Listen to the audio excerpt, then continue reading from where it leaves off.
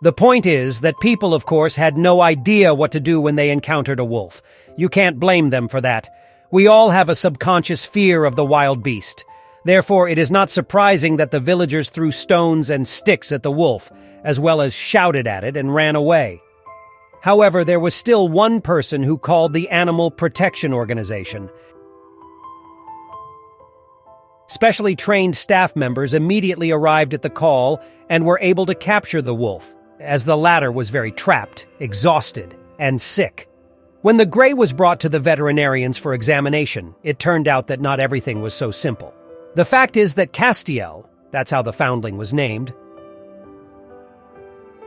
was not a wolf in the classical sense of the word. He was a so-called wolf dog, a rare hybrid, a mix of an ordinary domestic dog and a wild forest animal. The situation was becoming critical.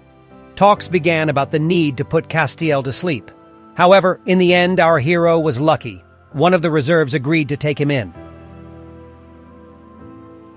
It would seem that everything is getting better, but there were new problems.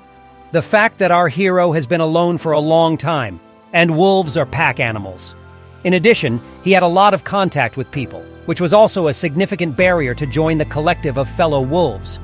So for a while, Castiel stayed away from everyone and got used to the new conditions. The management of the reserve decided that Castiel could be socialized with the help of love. A female wolf cub named Tenali was placed with our hero.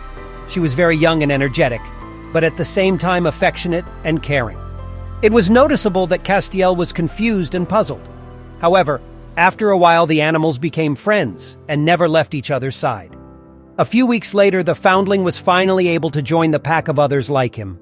Thanks to human kindness and patience, the life of an innocent animal was saved.